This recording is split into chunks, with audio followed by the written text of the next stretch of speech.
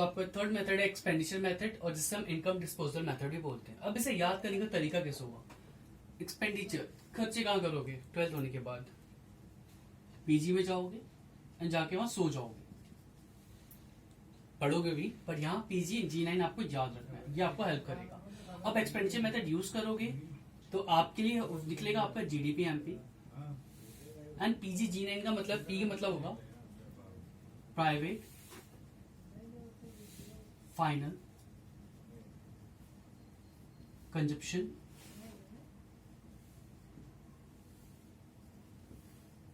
Expenditure. जी का आएगा आपका गवर्नमेंट फाइनल कंजप्शन एक्सपेंडिचर,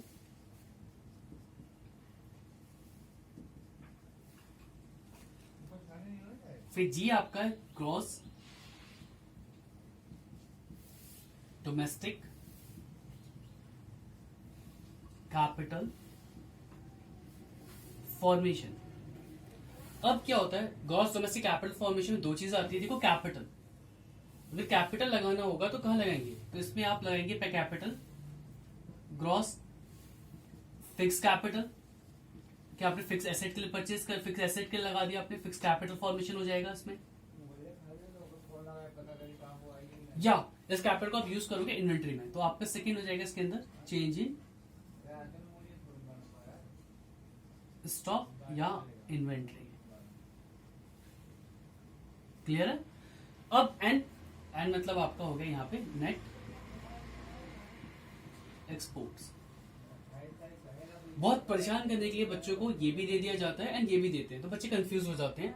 तो आपको ध्यान रखना है फिक्स्ड पे, स्टॉक पर, तो आपको याद रहेगा कि हाँ फिक्स्ड आएगा तो स्टॉक भी आपको लेना पड़ेगा अलग से, वरना आपको gross domestic capital formation clear to clear दिया होगा। ठीक है, ठीक है। तो एक बार नोट कर लेंगे बच्चे तो उन्हें क्लियर हो जाएगा कि कैसे सॉल्व करना है। तो आपको मैंने बताया था कि एक्सपेंडिचर मेथड, अगर आपको खर्चा करना है तो आपको 12th के बाद पीजी में जाना है एंड गुड नाइट सो जाना है पढ़ने के बाद।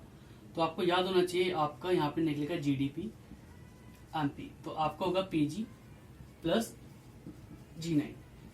पीजी मैंने बताया था प्राइवेट फाइनल कंजप्शन एक्सपेंडिचर, तो देखो सीधा सीधा गिवन है प्राइवेट फाइनल कंजप्शन एक्सपेंडिचर। आप ये लिखेंगे कि आप सीधा ऐड कर रहे हो प्राइवेट फाइनल कंजप्शन एक्सपेंडिचर। अगर आप नहीं लिखेंगे तो आपके मार्क्स जाएंगे। जी मतलब आपको तो गवर्नमेंट फाइनल कंजप्शन एक्सपेंडिचर, वो आपको सीधा सीधा दिया हुआ है, तो अभी आप ऐड कर दीजिए government final consumption expenditure. Last ये जी का मतलब है ग्रॉस डोमेस्टिक कैपिटल फॉर्मेशन। मैंने आपको बताया था अगर आपको ग्रॉस डोमेस्टिक कैपिटल फॉर्मेशन दिया हुआ ठीक है, वरना आपको देखनी पड़ेगी दो चीज, एक फिक्स्ड कैपिटल और एक इन्वेंट्री। देखो दोनों गिवन है, तो अब दोनों ले लोगे आप साथ में।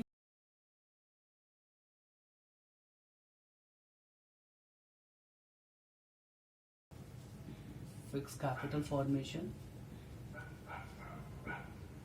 Plus change in inventory, change in inventory. Last में आता है एंड, एंड मतलब होता है नेट एक्सपोर्ट। अभी नेट एक्सपोर्ट निकालने का फॉर्मूला होता है exports minus import, exports minus import, तभी आपका नेट निकलेगा।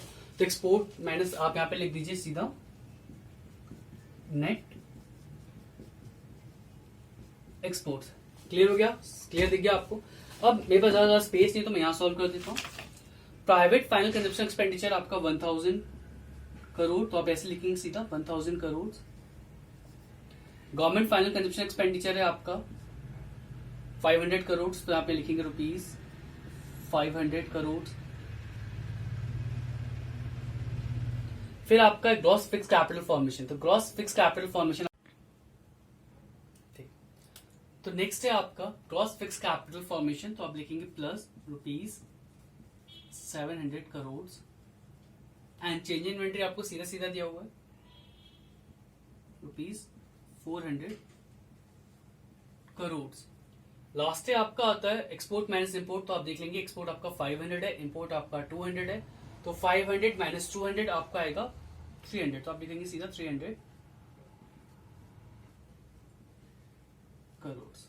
अब जरा टोटल कर लेते हैं, तो ये आपका हो जाएगा 15, 15 7 22, 22 4 26, 26 एंड 29। तो आप लिखेंगे रुपीज 2900 करोड़। ये आपका आंसर। अब चेंज इन्वेंट्री का अगर किसी को नहीं पता है फॉर्मूला तो मैं बता दूं। चेंज इन्वेंट्री का फॉर्मूला होता है क्लोजिंग स्टॉक माइनस करेंगे आप ओपनिंग स्टॉक। ओके, कोई डाउट होगा तो मैं और क्लियर कर दूंगा, आपके साथ में और क्वेश्चंस शेयर करूंगा। अभी आपको सिर्फ बेसिक सीखना है। Please like share and subscribe my channel. और आपका डाउट सर आपके साथ है, अगर आपको कोई भी डाउट हो आप कमेंट करिए, मैं आपको रिप्लाई करूंगा। Thank you for watching.